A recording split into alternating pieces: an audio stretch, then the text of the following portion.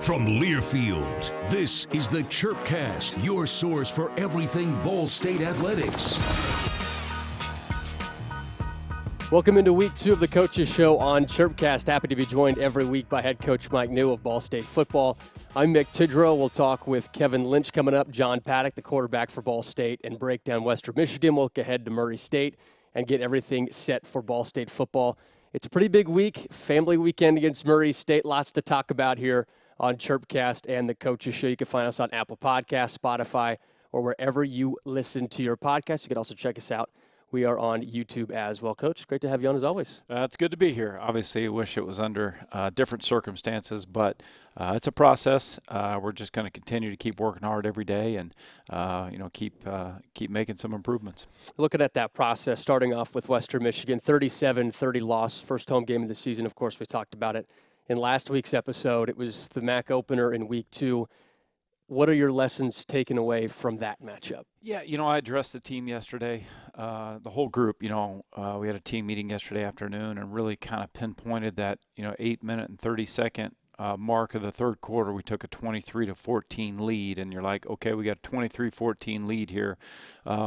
What do we need to do to finish the deal? And so if you just look at it and you look at all phases and you're being critical of yourself, and you're making sure that what mistakes were made that we need to clean up to make sure that the outcome doesn't go the way that it did. And so you look at the next 4 possessions we had defensively. We gave up 3 touchdowns. The next 4 possessions we had offensively, we had 1 touchdown. We had 4 critical penalties that took place in the game. They had 5 big conversions on either 3rd or 4th down. So Tim made some gutsy calls in the game, and they converted them. On our end of it, we did not convert on 4 different 3rd or 4th down conversions. And so, it's when you, and we've been preaching it ever since we started this process back in training camp, that, this is a 1-possession conference. That was a classic, MAC West football game, if you will. And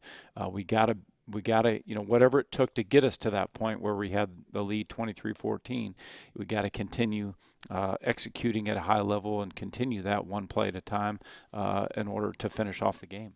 You talk about that 23-14 lead. What gave you that big 9-point lead? Well, I think just playing good complementary football. Obviously, you still look back, you give Western Michigan credit because they're a good 3rd down defensive team, and so knew that was going to be a challenge. But that game ebbed and flows. Obviously the way the game started is not exactly how you would script it. Obviously, having a turnover there on play number 2 where Hines was fighting for extra yardage, but that's what happens when you get more hats to the party. One guy's holding them up, one guy punches it out. Yeah, and so we had a turnover there and obviously put our defense in a bad position there. But we responded, with a couple of nice drives there, but again, you look back and go, okay, well, how can we avoid the lull that we went through there where we were moving the ball offensively, taking advantage of some of the stops that defense was getting there, and then, how can we get it in the end zone and not get down there in red zone scoring territory and come away with 3 points. So, there's a lot of positive things there to build on. Good complementary football there through 2.5 quarters, and then, obviously we didn't execute, and we weren't as good as we were up to that point. We have Mike Neu here on the Chirpcast Week 2, the Coaches Show, previewing Murray State, looking back at Western Michigan as well. Coach, you mentioned the fight from the team after the Hines fumble, coming down and scoring points, putting points on the board, having that 9-point lead. That's back-to-back games where there's been an early possession turnover, and the team's come back and made some good plays. Where is that push coming from? Well, I think the big thing is guys are doing a good job of, short-term memory. You got to have a next play mentality all the time because this conference, you got to regroup, you got to refocus on the sideline, you got to get the next call, get out there and execute and do your job. But just continue to try to preach that. And I thought, on the sideline, guys handled themselves extremely well after that turnover took place. Guys came off to the side. Certainly, you're disappointed, but you got to regroup, refocus, and get yourself ready to go for the next series. And guys did a good job of that. And I thought another right there before the half too, when they went up 14 to 13, and we got the ball back there with 30 seconds left. I thought John really engineered and did a nice job running a 2-minute drill that we worked a bunch on, and to get 3 points there, huge kick by Ben Von Gunten there, and the special teams unit to get a field goal there right before half, knowing that they were going to get the ball coming out in the second half. I thought was really important. How have you seen John be efficient in practice during those 2-minute drills, and in this case, a 30-second drill? How has that led to the production on the field? Well, first, it all starts with his attitude and his mindset towards it. You're in practice, you're going against our defense, which, you've gone against them a lot. Yeah. And so, but just his intensity with how he approaches when we do a 2-minute drill like that in practice. He's very competitive, and, he takes it just like it's a game. And, we do a lot of end-of-game scenarios so that you can really get the stakes as high as you possibly can in practice, turn up the music, make it loud. But he just, it's his approach to it, and taking a lot of pride in making sure that, make sure everybody's lined up, making sure everybody's get the call, doing a great job of communicating in a chaotic situation. And I think it just has carried over from what he's done, throughout training camp, throughout spring practice. And, he's done a really good job with that. You talk about some of the chaotic plays. Carson Steele had a pretty big 29-yard run where it looked like he was dead in the backfield, and then busted it in inside the 5-yard line to help set up another score. What has he done to make those small things just explode in those types of moments? Obviously, you've seen Carson, yeah. like I've seen Carson, and he his work habits and his strength. What he does in the weight room and how hard he approaches the workouts there, how hard he approaches practice when we have practice. It's just it's that carrying over to the football field. He's a special guy in terms of he only knows how to play the game one way, and that's just full speed, whether it's practice, whether it's a game, whether it's a lift, whatever it is. He only knows one speed, and that's full speed. And I just think, his body of work and how serious he takes it, it's just great to see that carry over to the football field. I know I've said it before, but I'm thankful Carson Steele's on Ball State University football team, and he's a special player, and it's fun to see him have those runs like that. You think of a couple Caleb Huntley runs like that where he got turned and he's going backwards, but he's still gaining a lot of positive yards going backwards. Yes. And Carson certainly carried a lot of defenders with him the other day, and that provides great juice and energy on the sideline, and guys love to see that. Can he really squat 675? Is that not unbelievable? Yeah, that's pretty unreal. When we saw the numbers and had the official the weight, we were just all flabbergasted. That's a true story? Yes, then? It is. Okay, yeah, 675. Yeah, and so for him, obviously, he was the Iron Cardinal, which is the Strength and Conditioning Award that Coach Armour hands out to one player during training camp. That's just a culmination of all the hard work that takes place in the off season, summertime, and Carson Steele is the Iron Cardinal. Has he brought the pet alligator around the shop yet? I have not seen the pet alligator. I'm kind of intrigued by it. I really am. But I'm sure he's probably doing the right thing by not bringing it around. How do you think he feeds that thing? I don't ask. Yeah, okay. I don't ask. Carson's one of those guys that, I think it's pretty awesome. I love the story, but I don't ask those kind of questions to him. Coach Neu sticks with cats and dogs. It sounds like not pet alligators, right. But we'll see if we can get Carson on the show, and maybe the pet alligator. We'll see about that. Maybe not. Probably not. This is Coach Neu on Chirpcast here ahead of Murray State. Coach, before we get to Murray State, just a couple more things on Western Michigan. You mentioned there are things that you do want to clean up. What are some of those things? Well, just, what we got to continue to one play at a time, execute at a high level. When we get to those situations in the third and fourth quarter, you got to be able to finish. And those are things that, we got to keep repping situational football as much as possible in practice.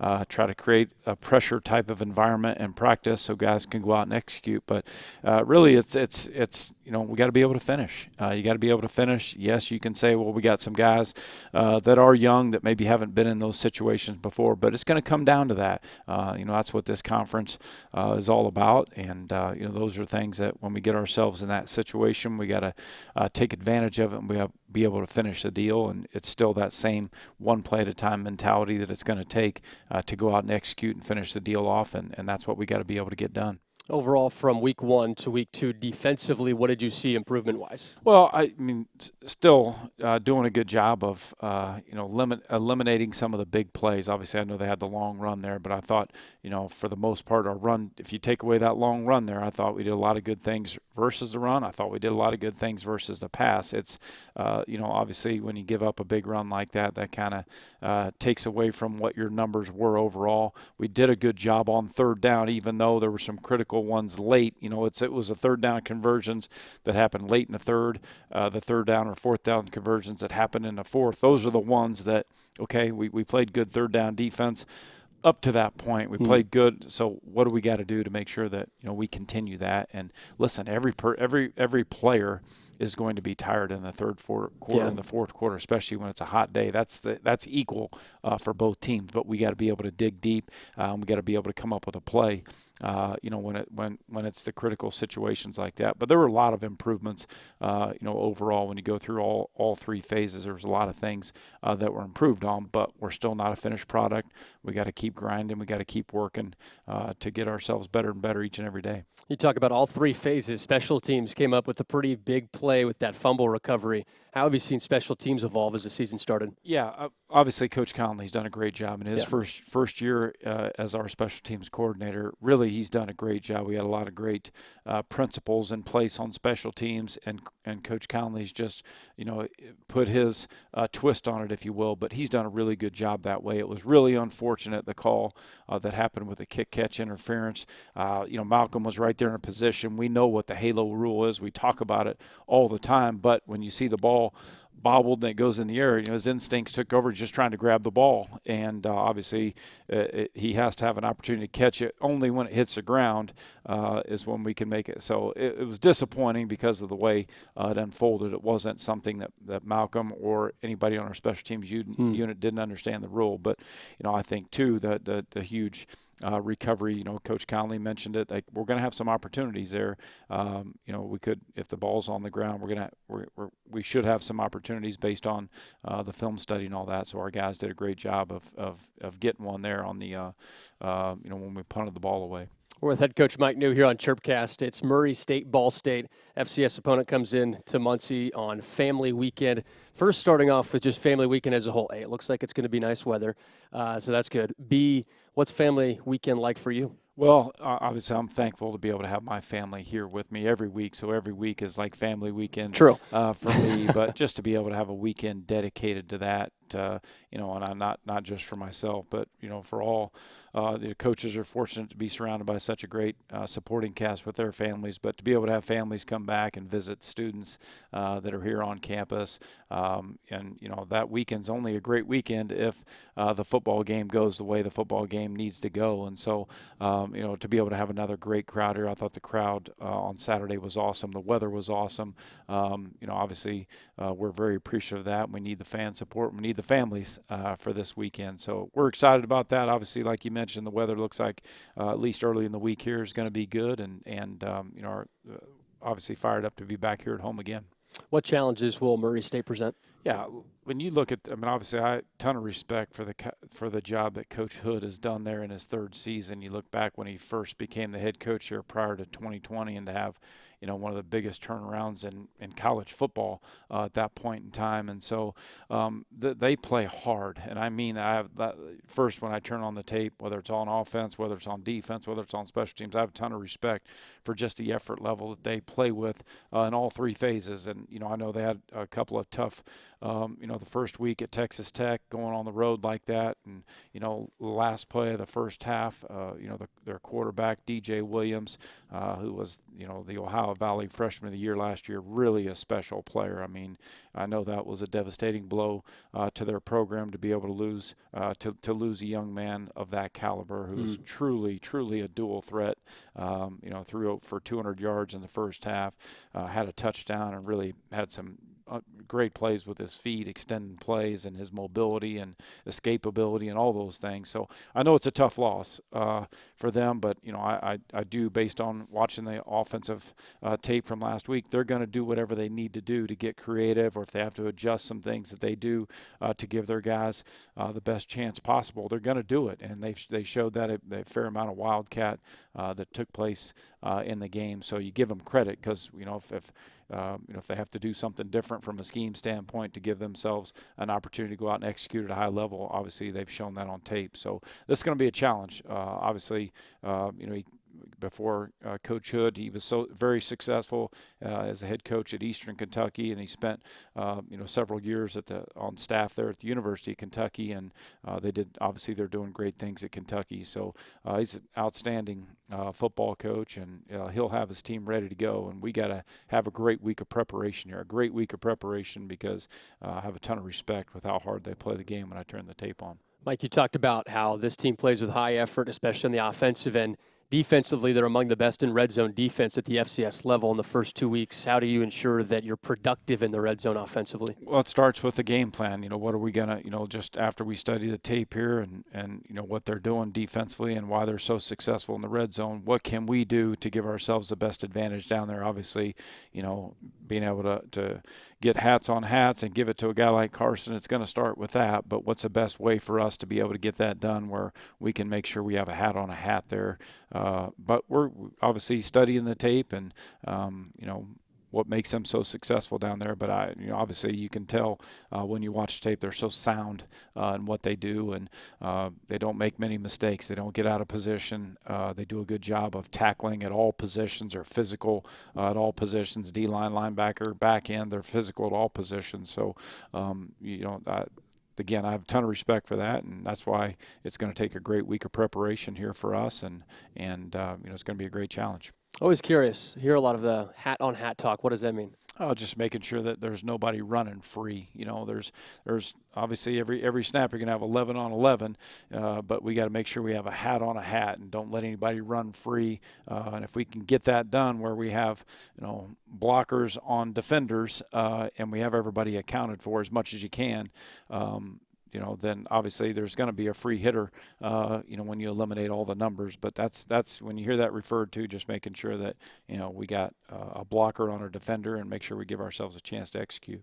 Well, let's have some hats on Saturday. Coach, always appreciate you. Thanks for joining the show. All right. Thanks for having me. That's head coach Mike Neu here on Chirpcast, previewing Murray State. We look back at Western Michigan, and we'll come up and talk with Kevin Lynch and John Paddock here on Chirpcast. So just how big is the Mammoth Pizza at Mancino's? How about a big 24-inch round pizza loaded with all of your favorite toppings? Made to order just for you when you call 287-1300. The perfect size for the big game, the next game, or any event that demands not only the best, but the biggest pizza you can order. And Mancino's is ready anytime. Call, wait 10 to 15 minutes, then head to Mancino's for pickup. Man, is it good. When a large pizza isn't enough, you need at least one Mammoth from Mancino's. Welcome back into Chirpcast. We're with quarterback John Paddock after talking with head coach Mike Neu, previewing Murray State, looking back at Western Michigan, and just getting to know John Paddock a little bit more in his first season as the Ball State starting quarterback. John, appreciate your time. Thank you. Appreciate you having me. So, John, you're 2 starts in to your college football career now after sitting behind a little bit, watching Drew Plitt sling it around the yard.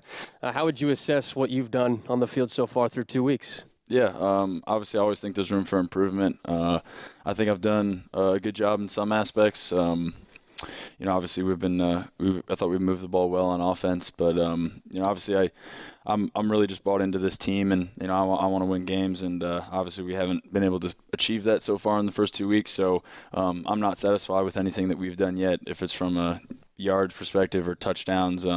Obviously a couple of turnovers week 1. I want to keep cleaning that up, which obviously none in week 2, so I'm happy about that. But really just continuing to do my job and be the best that I can for this team from a leadership perspective, and then on the field making plays. And I think we've had glimpses, but I think we're going to put it together here soon and keep having some more success. Coach Neu has repeatedly said over and over that even when you were the backup, you were trying to be the starting quarterback. You always pushed Drew. You always were in Coach Neu's ear like, hey, I'm ready to be the guy.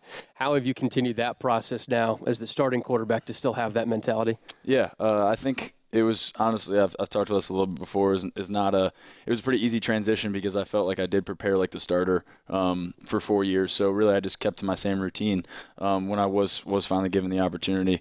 But I guess I would say, I mean, obviously it becomes a different role, but I'm just continuing to be who I am. Like, I'm not trying to really change. I didn't really change a whole lot. Obviously you're not as vocal as the backup. So I think stepping into more of a vocal leadership role, I've really enjoyed, and that's kind of always been someone who I am. So really that was kind of refreshing just to be able to do that again as I stepped into the role. But yeah, I mean, I'm definitely still in Coach Neu's ear about different things.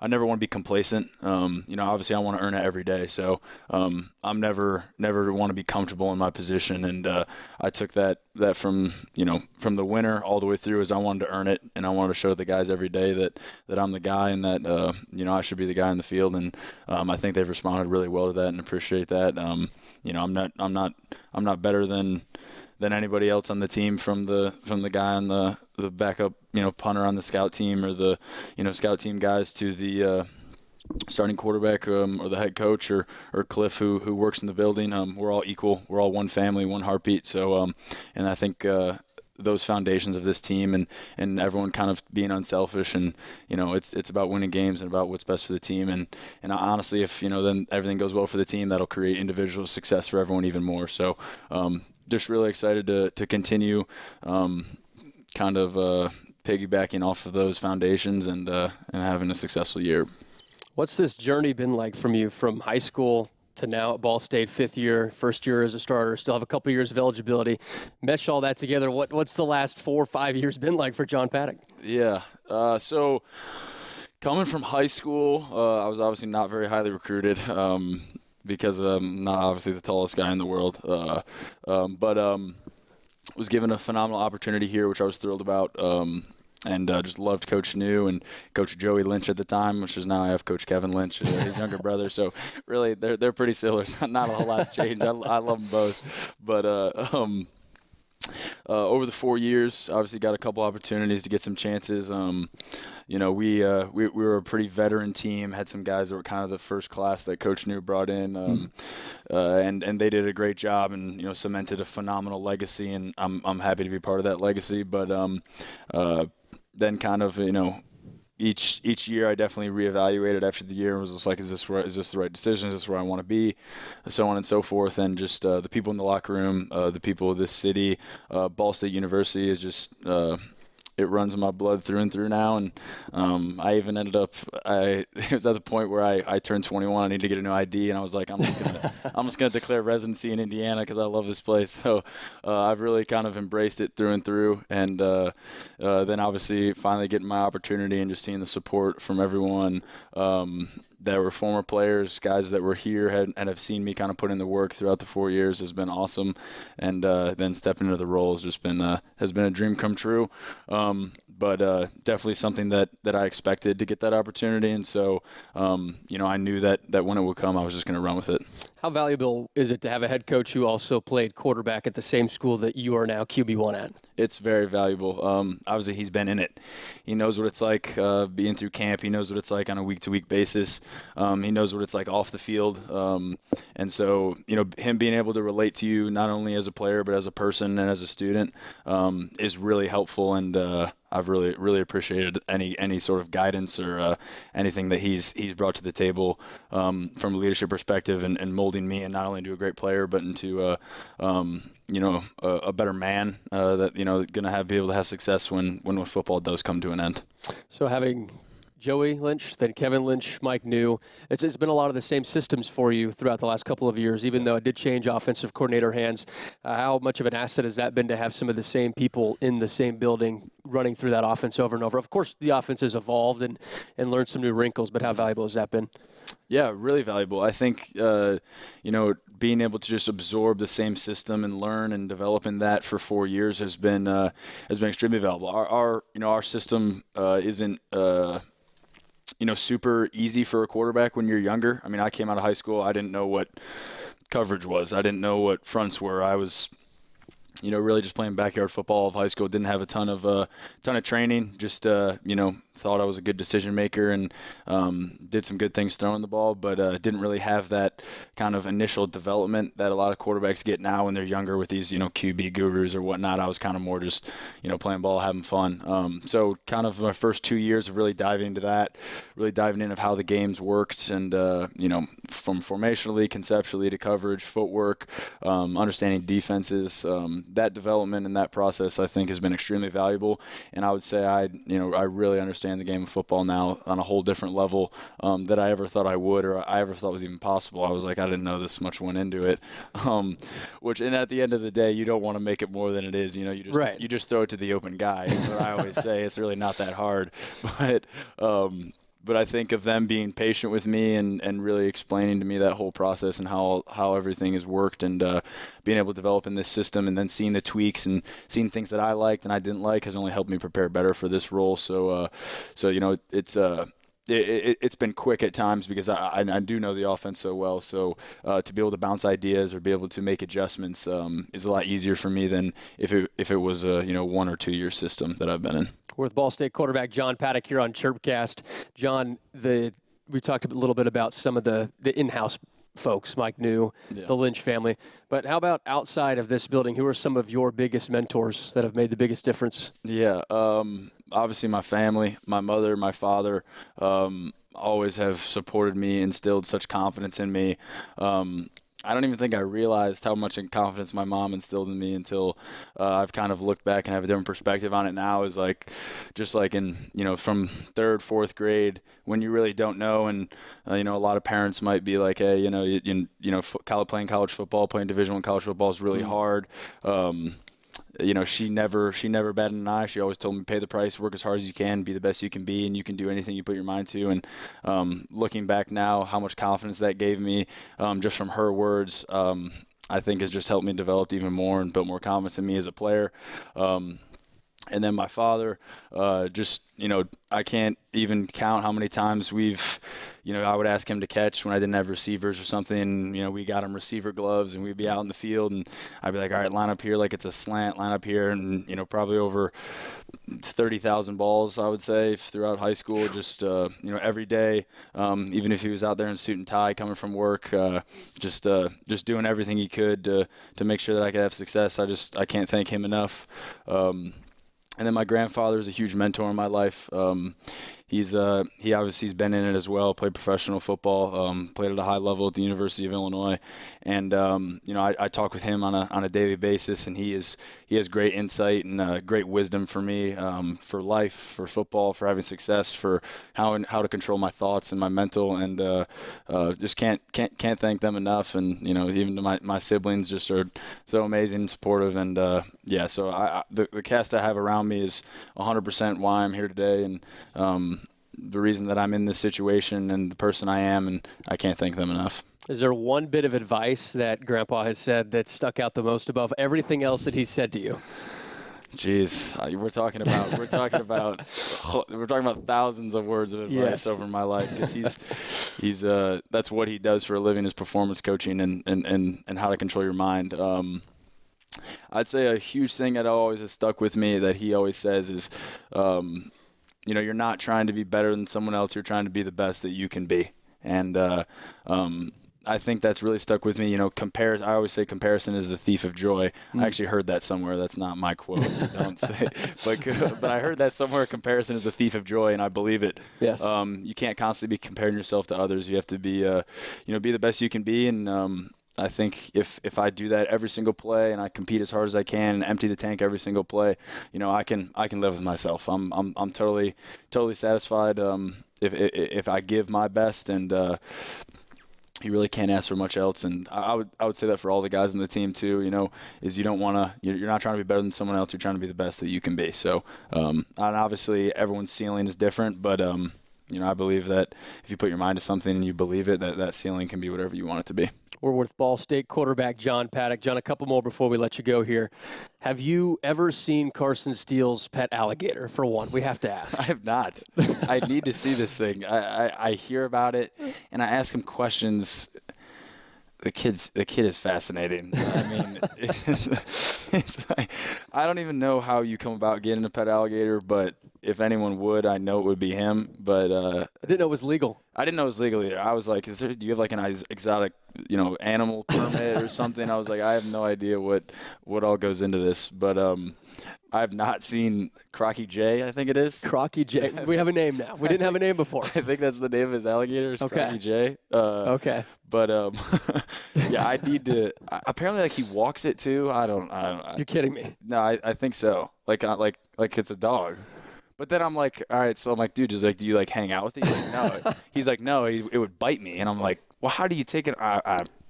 I try not to look too deep into it, but wow. I want to see the thing up close and personal. I want to see how big the leash is. I want to see how the neighbors react when Carson's walking it. So we'll have Carson on the pod, and we need to break this thing down a little bit and talk with Carson about the pet alligator. John, last one for you. Murray State coming up. You mentioned family quite a bit, mom, dad, grandpa. Mm-hmm. It is family weekend this weekend. What does overall this weekend mean for you?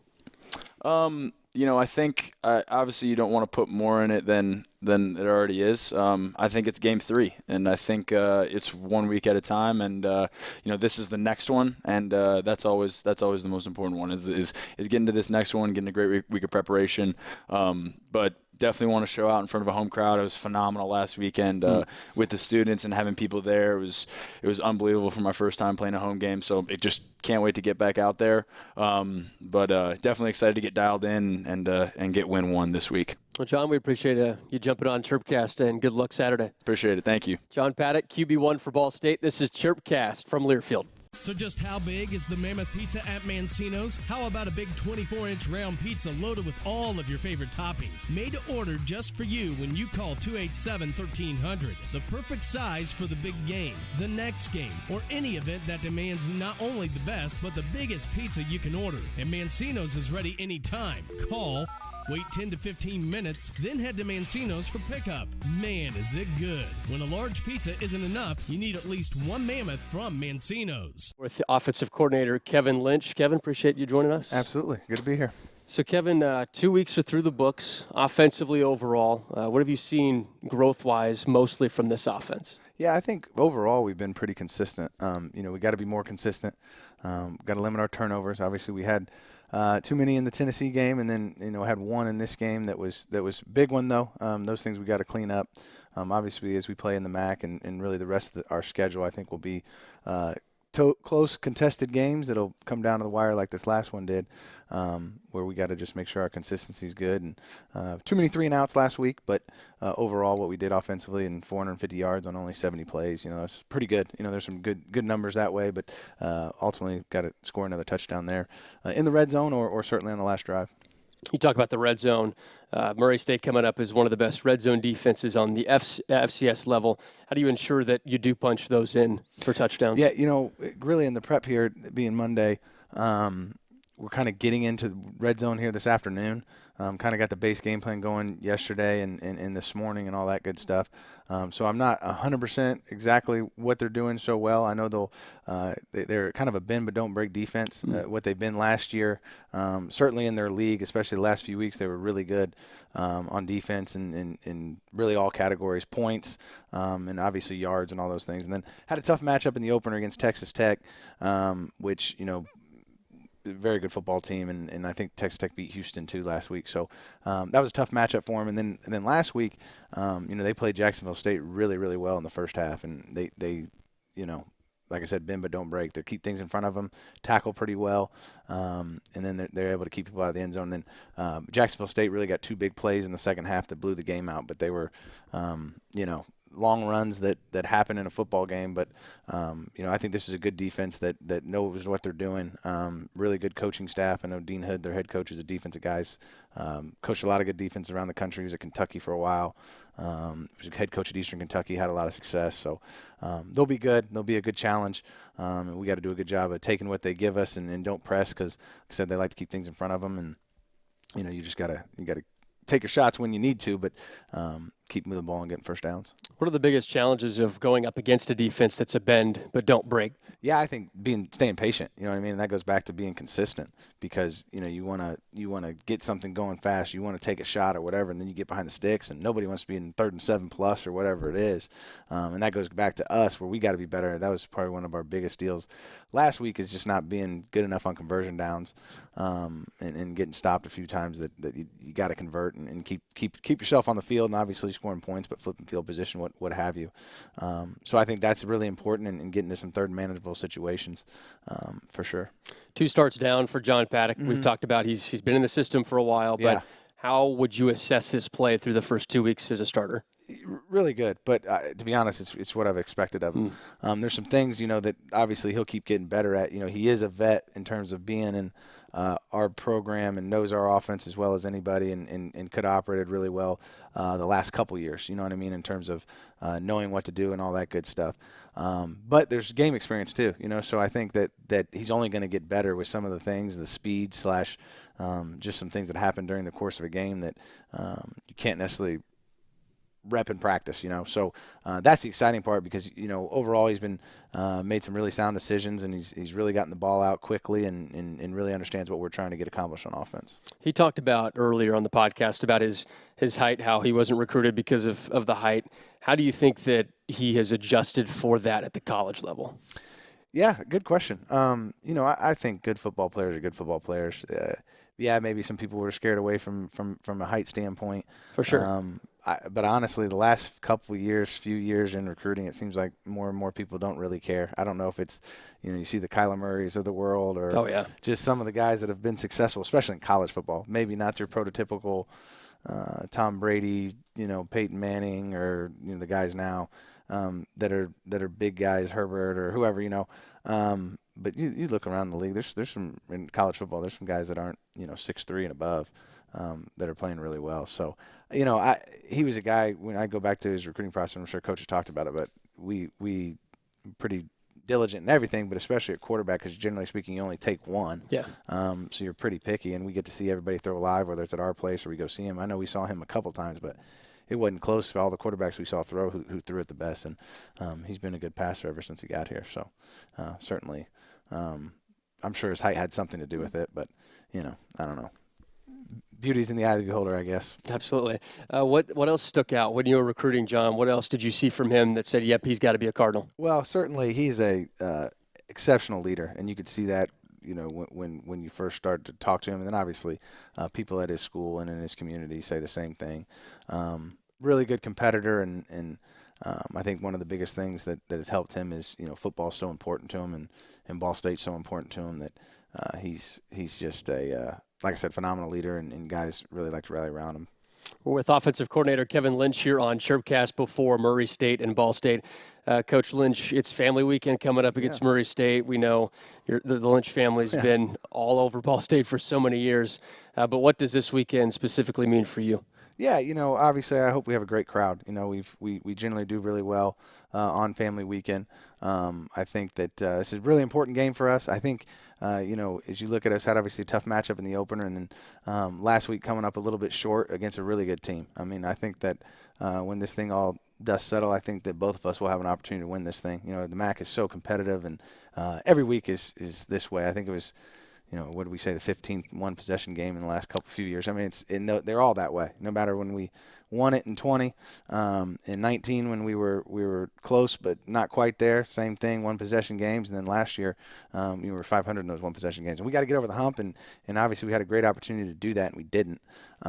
So I think part of that, and I say that just because, I think we're going to be a fun team to watch. I think that people that come out and see us, whether it's in the community or no doubt. Kids or parents that come and see their kids for the week, we're going to be a fun team to watch, and guys play hard and play the right way. And it's been a really, really fun group to be around, certainly in the spring and all that. But once you get together July 31st and training camp starts, it's been a really good group to be around. And I think that they have a strong desire to win and play hard and all that good stuff, that they're going to put on a good show for Ball State and the community. So certainly hope we have a great crowd.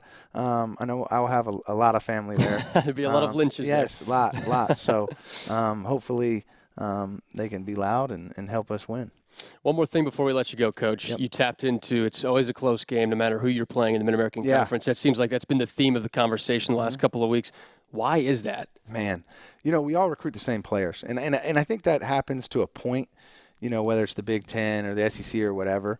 But there's teams that, Ohio State probably recruits a little bit higher level player than some of the other teams in the Big Ten.